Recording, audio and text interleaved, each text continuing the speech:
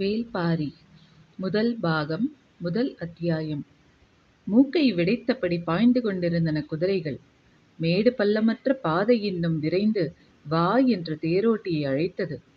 தேரை ஓட்டும் மாதன் குதிரையின் கடிவாளத்தை சுண்டியபடி வேகத்தை மேலும் அதிகப்படுத்தினான். அதிகாலையில் இருள் களையத் தொடங்கிய போது இவர்கள் புறப்பட்டனர். அருக நாட்டை ஆளும் சிறுகுடி மன்னன் செம்பனின் தென்திசை மாளிகை அது. அங்குதான் நேற்றிரவு தங்கல். அதுவரை தேரை ஓட்டி வந்தவன் நாகு. இனி அடர்காட்டுப் பகுதியில் பயணம் இருக்கும். இந்த நிலப்பாதையை நன்கு அறிந்த தேரோட்டி இவன். இவனது பெயர் ஆதன். நாளை இவன்தான் உங்களை அழைத்துச் செல்வான் என்று கூறி வணங்கி விடைபெற்றான். புறப்படும் போது நாகுவிடம் ஆதன் கேட்டான், இவர் யார்? மன்னரின் சுற்றத்தாரா? இல்லை, இவரின் அடிமை நான் என்று மன்னர் என்னிடம் கூறினார். பதில் கேட்டு ஆதன் நடுங்குற்றான். சற்று நிதானித்து, அப்படியென்றால் ஏன் தனியாக வந்திருக்கிறார்? உடன் பாதுகாப்புக்கு யாரும் வரவில்லையா? பெரும் படையே புறப்பட்டது என்று சொன்ன நாகு சற்று குரல் தாழ்த்தி, முதலில் தேரை ஓட்ட வளவனின் இருக்கையில் ஏறி அமர்ந்ததே மன்னர்தான். இவர் ஒற்றை சொல்தான் சொன்னார். எல்லோரும் நின்று கொண்டார்கள். நான் மட்டும் அவரை அழைத்து கொண்டு வந்தேன். சொல்லிவிட்டு புறப்பட தயாராகும் போது ஆதன் மீண்டும் கேட்டான், மன்னர்களை ஆளும் இந்த தெய்வத்துக்கு தனித்த பெயர் எதுவும் இருக்கிறதா? பெரும் புலவர் கபிலர். ஆதன் இரவு முழுவதும் தூங்கவில்லை. பதற்றத்திலேயே இருந்தான். பொழுது விடிந்தது. தூக்கமின்மையை காட்டிக்கொள்ளாமல் உற்சாகமாக குதிரையை பூட்டி தேரை தயார் செய்தான். மாளிகையிலிருந்து கபிலர் வெளியேறி வந்தார். நரைமுழுமை கொள்ளாத தாடி, வேந்தனை போல தலைமுடியை உச்சியில் முடிச்சிட்டு சிறுகோல் ஒன்றை செருகியிருந்தார். பேரறிவின் இருமாப்பு கண்ணொளியில் மின்னியது. பார்த்ததும் நெடுஞ்சாங்கடையாக விழுந்து வணங்கினான் ஆதன். அவரது வாழ்த்துச்சொல் காதில் கேட்க எழுந்து திரும்பிய போது அவர் குதிரையின் கழுத்தை தடவி கொடுத்து கொண்டிருந்தார். குதிரைகள் புதிய மனிதர்களை தொடவிடாது. ஆனாலும் தேரில் பூட்டப்பட்டிருந்ததால் ஓரளவுக்கு மேல் அதனால் விலகவோ முகத்தை திருப்பவோ முடியவில்லை. மயிலும் குதிரையும் தனது மொத்த அழகையும் நீண்டு திருப்பும் கழுத்தில் வைத்திருக்கிறது என்று சொன்னவர் சிரித்த முகத்தோடு தேரில் ஏறினார். ஆதன் மிக திறமையான தேரோட்டி. பயணத்தின் அதிர்வு பசுந்தோல் மெத்தையை கடந்து உடலில் உணர முடியாதபடி தேரை செலுத்துவான். அவன் நினைத்ததை விட வேகமாகவே வேட்டுவன் பாறைக்கு வந்துவிட்டான். அருகில் வந்ததும் வேகத்தை குறைக்க கடிவாளத்தை இழுத்து நிறுத்தினான். கடிவாளத்தில் இருக்கும் பூன் எழுப்பிய உலோக ஒளி தனித்து மேலெழும்பியது. தலை தூக்கி பார்த்தார் கபிலர். எதிரில் இரு சிறு குன்றுகள், அதற்கு பின்னால் அடுக்கடுக்காக மலைத்தொடர்கள். அதன் உச்சி வெண்மேகத்துக்குள் மறைந்திருந்தது. மேலெழும்பிய உலோக ஒளி மலையோடு மறைந்தது. ஐயா, இதுதான் பச்சை மலை தொடரின் முன்னால் இருக்கும் வேட்டுவன் பாறை. இந்த வழியாகத்தான் பாரியின் பரம்புமலைக்கு போக வேண்டும் என்று கேள்விப்பட்டிருக்கிறேன். கபிலர் வண்டியை விட்டு கீழே இறங்கி பார்த்தார். கண்ணு கெட்டும் தூரம் வரை மலை விரிந்து கிடந்தது. நீர் வற்றிய காட்டாற்றை கடந்து வேட்டுவன் பாறையில் பாதி ஏறுவது வரை ஆதன் நின்று பார்த்து கொண்டே இருந்தான். இதற்கு முன்னால் பரம்பு நாட்டுக்கு போனது கிடையாது. பாதை எவ்வளவு தூரம் இருக்கும்? துணைக்கு யாராவது வருவார்களா? போய்ச் சேர எத்தனை நாட்களாகும் என எதுவும் தெரியாது. தன்னந்தனியாக எந்த தைரியத்தில் இந்த அடர்வனத்துக்குள் இவர் போய்க் கொண்டிருக்கிறார்? ஆதவனுக்கு வியப்பு குறையவே இல்லை. வேறு வழியின்றி அந்த இடத்தை விட்டு புறப்பட்டான். உச்சி வெயிலில் ஈரக்காற்று வீசியது. குன்றின் சரிவில் போய்கொண்டிருந்த பாதை சற்றே வளைந்து மேல் நோக்கி ஏறியது. பாறையிலிருந்து சரிந்து கிடக்கும் வேர்கள் கைப்பிடிக்க வாகாக இருந்தன. கபிலர் வேரை இறுக பிடித்து விசை கொடுத்து மேலேறிய போது தனக்கு வயதாகிவிட்டதை உணர்ந்தார். உடல் வேர்த்தது, மூச்சு வாங்கியது. நடையின் வேகத்தை சற்றே குறைக்கலாமா என்று யோசிக்கையில் கால்கள் நின்று கொண்டுதான் இருந்தன. சிறிது இளைப்பாரி மீண்டும் நடந்தார். இடப்புறம் கீழே நீர் வற்றி கிடக்கும் காட்டாற்றின் அழகை பார்த்தபடி ஒற்றையடி பாதையை நோக்கி கண்களை திருப்பினார். செடிகளுக்கு இடையில் ஏதோ உருவம் தெரிகிறதே என்பதை உணர்ந்தவர் மீண்டும் கீழே உற்று பார்த்தார். இவர் நடக்கும் பாதையை நோக்கி ஒரு இளைஞன் கையில் வேல் கம்போடு சரசரவென மேலேறி வந்தான். கபிலருக்கு அவனது உருவம் பதியவில்லை. அவன் வந்த வேகம்தான் பதிந்தது. மேலே ஏறியவன் கபிலரை கடந்து முன்னால் போய்க் கொண்டிருந்தான். நின்று பேச அவனுக்கு பொழுதில்லை. நடந்து கொண்டே கேட்டான், நீங்கள் யார் என தெரிந்து கொள்ளலாமா? கபிலர் கண்ணிமைத்து அவனை பார்த்தார். பதில் சொல்வதற்குள் மறைந்து விடுவானோ என்று தோன்றியது. குரல் உயர்த்தி சொன்னார், நான் கபிலர். நான் பெயரை கேட்கவில்லை, யாரென கேட்டேன். எதிர்காற்றில் சற்றே தடுமாறினார் கபிலர். தடுமாற்றத்துக்கு காற்று காரணமல்ல என்பதை அவரது மனம் சொல்லியது. நான் புலவன். பாணர் குலமா? கேட்டபடி நடந்து போய்கொண்டே இருந்தான். அவனை பார்ப்பது, பாதையில் கவனம் கொள்வது, பதில் சொல்வது என்ற 3 வேலைகளை கபிலர் செய்ய வேண்டியிருந்தது. இல்லை, பாணர்கள் பாடல் பாடுபவர்கள், இசைஞர்கள், கவிஞர்கள். நான் அவர்கள் இல்லை. நான் புலவன், எழுதக் கற்றவன். பதில் சொல்லி முடிக்கும்போது கேள்வி வந்தது. எழுத்து என்றால்? மலையேறும் ஒரு பாதையில் இவ்வளவு தூர இடைவெளியில் ஓர் உரையாடலா? உரத்த குரலில் பதில் சொல்வதற்கு மூச்சுக்காற்று ஒத்துழைக்க மறுத்தது. ஆனாலும் கபிலர் உரத்தே சொன்னார். மரத்தை ஓவியமாக வரைந்து பார்த்திருக்கிறாயா? பார்த்திருக்கிறேன். குகைப்பாறையில் நிறைய மரங்கள் ஓவியமாக வரையப்பட்டுள்ளன. அதே போல நாம் பேசும் ஒலியை ஓவியமாக வரைவதுதான் எழுத்து. அவனது நடையின் வேகம் கொஞ்சம் குறைந்தது. யோசிக்கிறான் என்று புரிந்தது. அவனை கொஞ்சம் உள்ளிழுக்க முடியும் என்ற நம்பிக்கை கபிலருக்கு வந்தது. உனது பெயர் என்ன? நீலன். இங்கே வா, வரைந்து காட்டுகிறேன் என்று சொன்ன கபிலர் கீழே கிடைந்த காய்ந்த குச்சியை குடிந்து எடுத்தார். அவன் சட்டென அருகில் வந்தான். அதை கவனித்தபடியே குச்சியால் கீறி அவனது பெயரை மண்ணில் எழுதினார். அதை பார்த்ததும் உதட்டோரத்தில் ஓர் இளஞ்சிரிப்பு. மீண்டும் நடக்கத் தொடங்கியவன், நான் என்ன யானையின் சாணத்தில் செரிக்காமல் கிடக்கும் ஈக்கியைப் போலவா இருக்கிறேன்? எதிர்காற்று மீண்டும் அடித்து கபிலரை தள்ளாட வைத்தது. நீலன் வேகமாக போய்க் கொண்டிருந்தான். கபிலர் அவனை ரசிக்கத் தொடங்கினார். அவனது வேகம், இறுகி திரண்ட உடல், வீரனுக்கே உரிய மிடுக்கு, சிறு கண்கள், உள்ளத்திலிருந்து உருவாகும் கேள்விகள். அவன் கையில் இருக்கும்போதே வேல் இவ்வளவு வேகமாக போகிறதே, அவன் எரிந்தால் எவ்வளவு வேகம் கொள்ளும் என யோசித்த கபிலர், இந்த இடைவெளியில் கேள்வியை நாம் ஆரம்பித்து விடுவோம் என முடிவு செய்து, உனக்கு மனமாகிவிட்டதா என்றார். இல்லை, விரைவில் நடக்கும் என்று சற்று இடைவெளிக்குப் பின் சொன்னான். என்னவளைத்தான் பார்த்துவிட்டு வருகிறேன். எங்கே இருக்கிறாள்? அதோ அந்த மலையின் பின்புறம் இருக்கிறது அவளது குடில். அந்த மலைக்கு பின்புறமா? ஓசையின் நீளமே உணர்வை சொன்னது. நாள்தோறும் இவ்வளவு தூரம் போய் வருவாயா? நாளும் 2 முறை போய் வருவேன். சில நாட்களில் 2 முறை இங்கு வந்து செல்வேன். கபிலருக்கு அவன் மீதான ஈர்ப்பு இன்னும் கூடியது.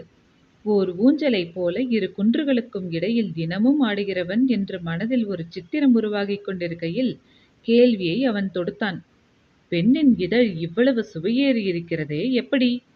அந்த இளஞ்செரிப்பு கபிலரின் உதட்டோரத்தில் வந்து உட்கார்ந்தது. ஊஞ்சலில் தன்னையும் ஏற்ற நினைக்கிறான். சரி, அவனது வேகத்தை குறைத்தால் போதும் என நினைத்தவர் பதில் சொல்லும் முன் அடுத்த கேள்வியை அவனே கேட்டான். உங்களுக்கு மனமாகிவிட்டதா? இல்லை. அப்படியென்றால் நான் உங்களிடம் இந்த கேள்வியை கேட்டிருக்க கூடாதல்லவா? ஏதாவது ஓர் இடத்தில் நின்றால்தானே பதில் சொல்வதற்கு. கனப்பொழுதில் 3 குப்பு தாவுகிறான். இவனை எப்படி அடைத்து நிறுத்துவது என யோசித்த கபிலர், உனக்கும் தான் மனமாகவில்லை என்றார். நான் வீரன். கபிலர் திகைத்துப் போனார். இவன் என்னை என்ன சொல்ல வருகிறான் என யோசிக்கையில் அவன் பதிலை தொடர்ந்தான். எப்போது போர் மூளும் என தெரியாது. பரம்பு நாட்டுக்கு சூழவும் எதிரிகள். போர்க்களத்தில் நான் சாயும் போது எனது ஈட்டியை இறுகப் பற்றி முன்னேற என் மகன் வந்து நிற்க வேண்டும். வீரர்களின் வாழ்வு மிக குறுகியது. நிதானமாக வாழ்ந்து எழுத்துக்கள் எல்லாம் கற்று நாடுதோறும் பயணம் போய் ஒரு காத தூரத்தை 3 நாழிகை நடந்து கடக்க எங்களுக்கு அவகாசமில்லை புலவரே. ஊஞ்சல் அறுபட்டு தான் மட்டும் விழுவது போல உணர்ந்தார் கபிலர். வேட்டுவன் பாறையின் 2வது குன்றில் கால் பதிக்கும் வரை கபிலர் அவனிடம் பேச்சு கொடுக்கவில்லை. அவனை பற்றிய ஒரு கணிப்பை உருவாக்கிக் கொள்ள முடியவில்லை. எதை உருவாக்கினாலும் அடுத்த கணமே அதை குலைத்து விடுகிறான். அவன் கையில் வைத்திருக்கும் வேல்முனையை விட கூர்மையானதாக இருக்கிறது அவன் அளிக்கும் பதில்கள். அவனை கணிக்க முடியவில்லை என்பதை மனம் ஏற்கவில்லை. ஆனால் ஒன்று புரிந்தது. அவனது நடைவேகத்துக்கு எங்கோ போயிருக்க வேண்டும். அவ்வாறு போகாததிலிருந்து அவன் தன்னை அழைத்து கொண்டு போகிறான் என ஊகித்தார் கபிலர். சிறிது நேரத்துக்குப் பின்னர் மௌனம் கலைத்து பேசத் தொடங்கினார். பாரியின் பரம்புமலை எவ்வளவு தொலைவில் இருக்கிறது? இந்த நாட்டின் பெயர்தான் பரம்பு நாடு. பாரி இருக்கும் மலையின் பெயர் ஆதிமலை. அந்த மலையில்தான் வேளிர் குலத்தை தோற்றுவித்த மாவீரன் எவ்வி தலைநகரை உருவாக்கினான். நிலப்பகுதிக்கு வந்த பாணர்கள் பாடிய பாடல்களிலிருந்தே பலவற்றை நாம் ஊகித்துக் கொள்கிறோம். ஆனால் உண்மை எவ்வளவு விரிவுடையதாக இருக்கிறது என யோசித்தபடி கபிலர் கேட்டார். அங்கு இருந்துதான் பாரியின் அரசாட்சி நடக்கிறதா? கேள்வி நீலனுக்கு சிரிப்பை உண்டாக்கியது. பாரி அரசன் அல்லன், வேளிர் குலத் தலைவன். நாட்டை ஆள்வதைப் போல காடு ஆளப்படுகிறது என நீங்கள் நினைக்கிறீர்கள். காட்டை யாராலும் ஆள முடியாது. சின்னஞ்சிறு மனிதனால் என்ன செய்ய முடியும்?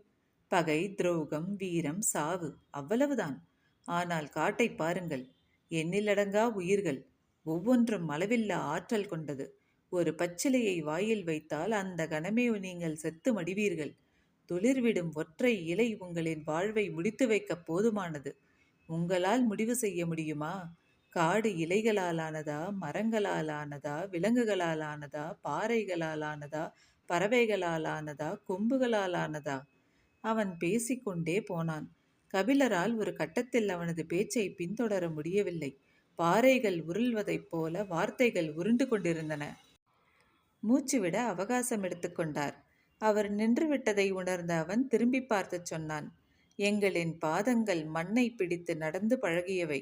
சமவெளியில் வாழும் உங்களின் பாதங்கள் மண்ணில் தேய்த்து நடந்து பழகியவை. பாதடியை கழட்டிவிட்டு பாதங்களை முன்னெடுத்து வையுங்கள். பற்களைப் போல் விரல்களுக்கும் கவி பிடிக்க தெரியும். இத்தனை ஆண்டுகளுக்கு பிறகு தனக்கு ஒருவன் நடைபயில சொல்லிக் கொடுக்கிறான்.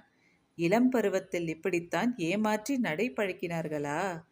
சீரூர் மன்னன், முதுகுடி மன்னன், குறுநில மன்னன், சேர சோழ பாண்டிய மூவேந்தர்கள், கல்வியில் சிறந்த சான்றோர்கள், அறவோர், எட்டி பட்டம் சூடிய பெருங்குடி வணிகர்கள் என எத்தனையோ பேரோடு கழிந்து போன இந்த காலங்களில் மொழிவும் அறிவும் என்னுள் எப்போது நிலை கொண்டது? ஆனால் ஒருபோதும் எனது தாயின் நினைவு தோன்றியதில்லை. கனப்பொழுதில் என்னை எனது தாயின் மடியில் கொண்டு போய் சேர்த்து விட்டானே, முன்னால் போகும் இவன் யார்?